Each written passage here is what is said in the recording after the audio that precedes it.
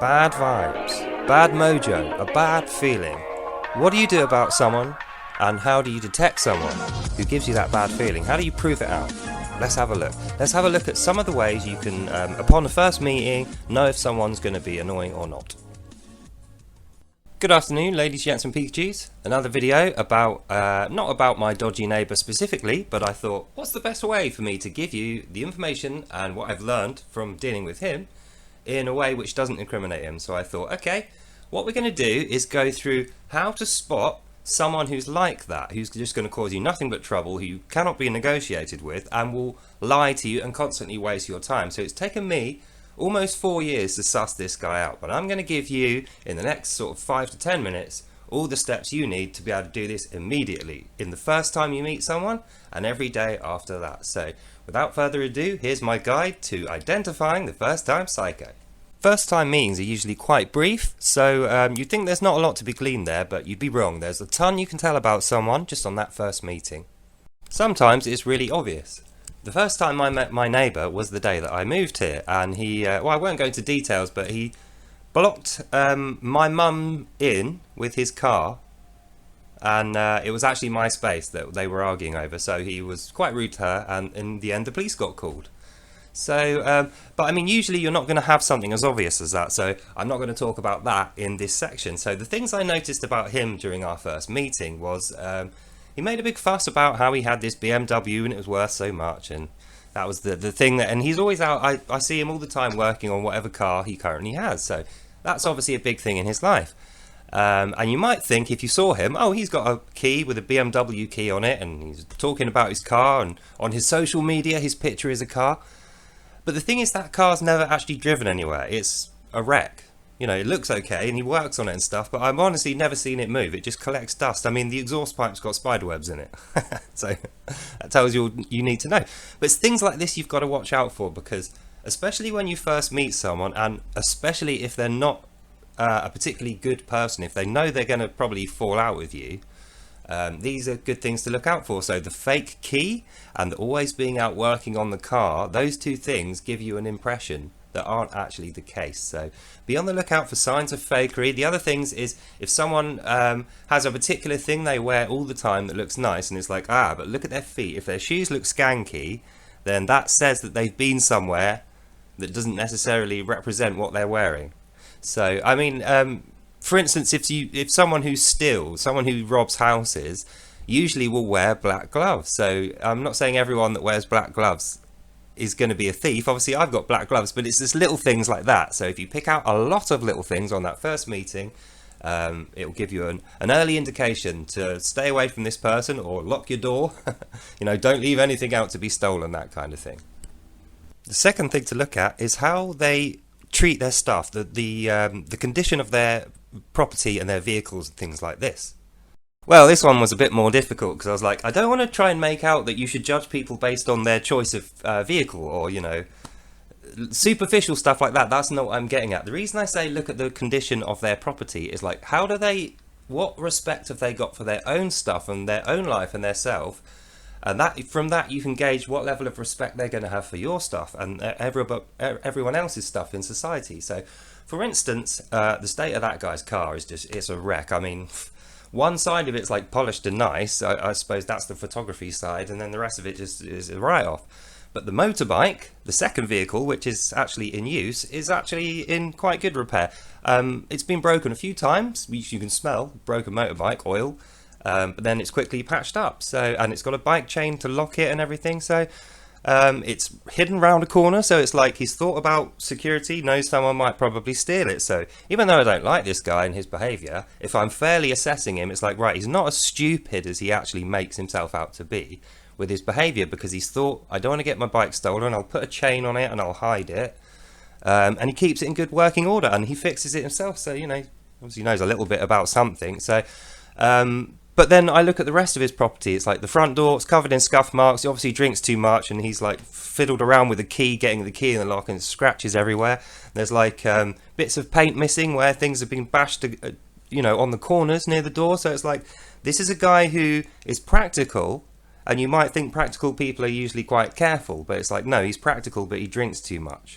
And actually, if I look in his rubbish, which you I don't look in his rubbish, but we've got a communal bin, so everyone's rubbish is in there. You quickly figure out, I'm a litter picker as well, so I know who throws what away. When you look in his rubbish, it's like, all right, drinks heavily, eats a lot of junk food, possibly does a lot of Class A's, like, it's allegedly at the moment.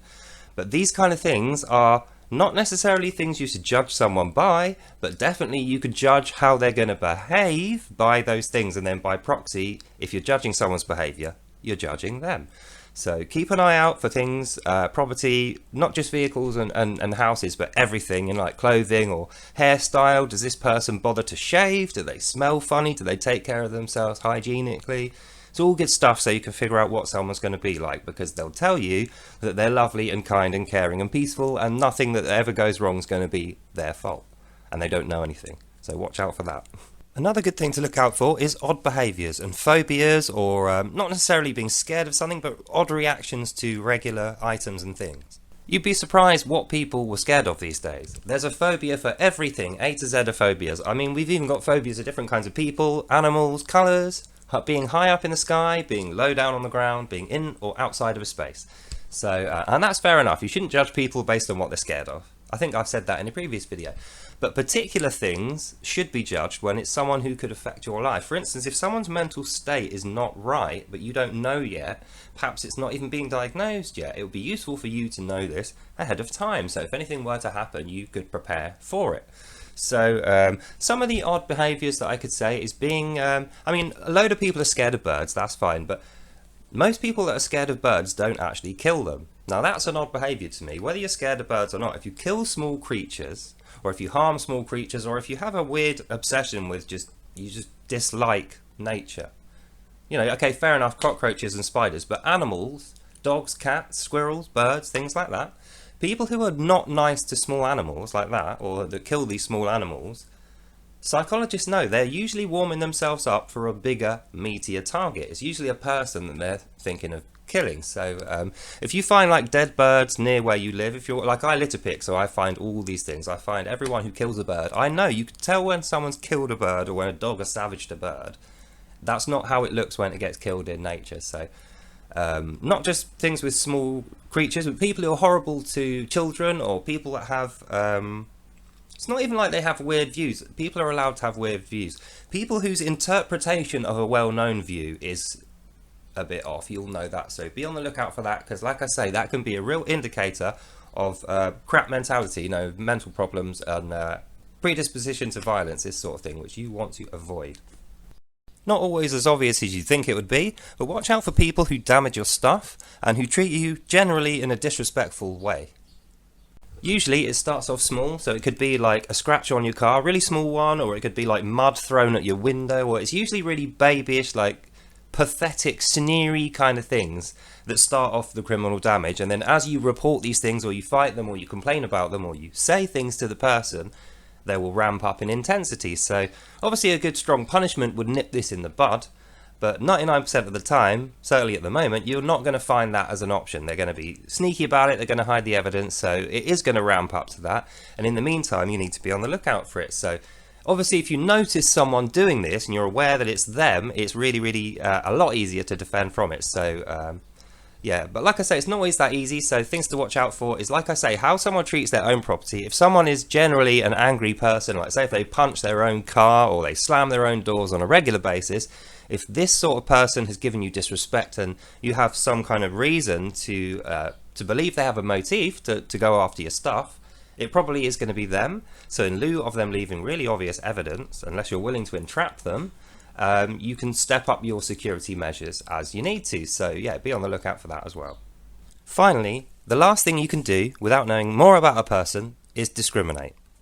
Hold on, ladies, gents and Pikachus, I don't mean unfairly, I mean discriminate based on the information that you have. So it's like when you look at a gap between two things. Can you negotiate that gap? Can you jump over it? You discriminate the distance. And that's what you have to do with people. So we're going to look at a couple of ways you can just judge someone based on unfair things like their appearance for your own good. Now, for this particular mission, I have enlisted the help of ChatGPT. So a lot of the responses I'm going to give you now, they're obviously mine to begin with, but I put them through ChatGPT because it's the woke AI of the internet. So I know that I won't fall foul of YouTube's hate policy. Now, the reason I say you have to discriminate against people who you already have a thought about who don't like you, you think they're going to do something to you. So, say if someone wears motorcycle boots and a leather jacket, that person's likely to be a biker. That person's likely to favour boxing and be weighty and have friends on the end of the phone. So it's things like this you can plan forward.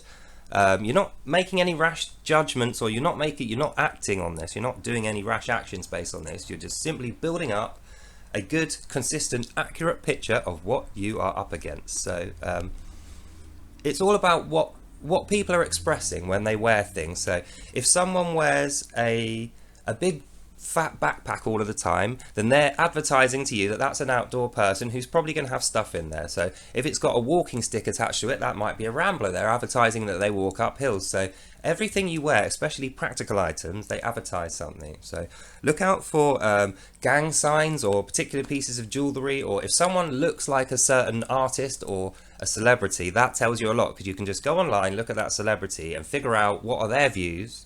That's likely to be the views of this person. So like I say, you can't 100% judge on it, but it's all really relevant, useful information that you can add to your, you can plan forward for. So yeah, that's the last one. 10 minutes now, long video. So just be on the lookout for people like this. 9 out of 10 people you'll meet, they'll just be average, hence them being the 9 out of 10. So they'll be okay. They'll probably piss you off occasionally, and you'll piss them off occasionally, and it'll be fine, just like normal. But the other person, that 1 in 10 person, is a bad neighbour who's going to cause you nothing but problems, is going to destroy your stuff, and then lie about it, get away with it, there'll be no evidence. And for those people, you need to develop a strategy to cope with living with them. If you're like me, you live right on the doorstep of one.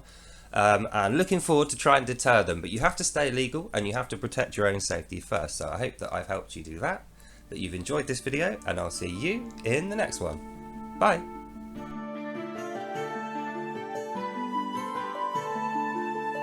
See, I learnt from my mistakes. I had my phone on silent when the police called during me recording this. So, progress, ladies and gentlemen. The system will work eventually. Bye now. Bye.